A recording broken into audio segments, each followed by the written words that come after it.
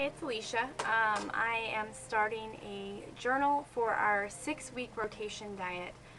My son got retested for food allergies, so this isn't the first time I've done the rotation diet, but this time I'm going to have to tackle a couple new food items that were never there before. So we've got a list of 26 different things. That include, just to name a few, garlic, tomato, grape, apple, banana, cherries, all citrus, cow's milk, goat's milk, all potatoes, yeast, and so that's the pool we have to choose from. And so those things will be eliminated from the diet. Now, when you're on a rotation diet and you've never done it before, it is extremely daunting because you have a 4-day period where you cannot repeat the same ingredient. And if you're visual like me, you need to lay it all out, and you need to be able to manipulate it. Listing things, for me, it just didn't work. So I was thrilled when I got on Pinterest the other day, and I found these free PDF printable labels, and they are for meal planning. And right here it has the categories.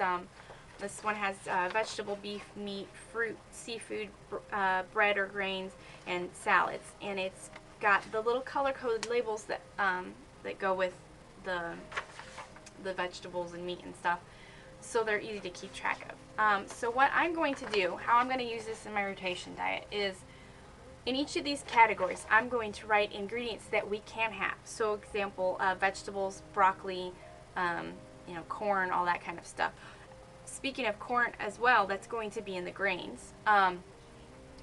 With a rotation diet, you also need to remember that you have to keep grains. Like, for example, if you're eating corn, like corn on the cob or something, you need to use corn as your grain. Otherwise, you're going to have to wait 3 more days to use it again. So it's just something to keep in mind. But so what I'm gonna do is I'm gonna put all the ingredients on here, cut them out, and I'm gonna mount them on magnetic tape. And then from there, I'm going to put a chart on my refrigerator. It was the biggest magnetic surface I had, and it's in plain sight. I mean, it's the first thing you see when you walk in the kitchen. On there, I'm going to put 4-day increments. Day 1, day 2, day 3, day 4. And from that, I will move my magnets into each day.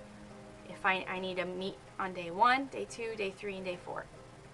Then, when I go to pick a new ingredient, it's already been used. So you don't have to worry about trying to pick something twice, because it won't even be in the pool of ingredients to use. It's a really neat trick on how to keep everything organized, because this is a very massive undertaking when you're talking about food, especially. Another trick that I learned back when we first started doing the rotation was that I was very intimidated by the fact that it was a 24-hour, you think of meals in 24-hour periods, breakfast, lunch, and dinner. And my son needed to pack a lunch. And I'm telling you, at 6 in the morning, the last thing I want to do is make a meal to pack in a lunch, because there are no peanut butter and jelly sandwiches in this house. As of right now, we don't have any bread he can use. It hasn't come yet. So I have to figure out things to make for his lunch. And what I figured out is instead of going with a 24-hour period, to go buy meals. So, for example, on day 1, we can use turkey and corn. So I would have turkey sausage and, let's say, a bowl of Kix with some almond milk on it. Lunch would be the leftovers from the night before.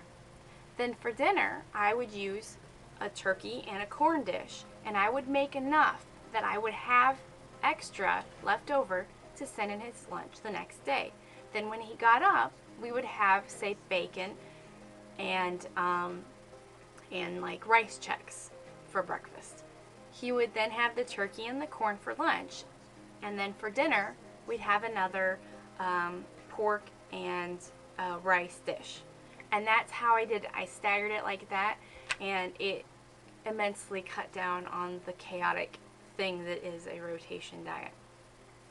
So now that I've gone over that, in the next videos I'm hoping to share some recipes, some of the things that I've made, some of the alterations I've made to recipes, and hopefully you'll be able to learn a little bit from that or get some ideas, or just share in my misery.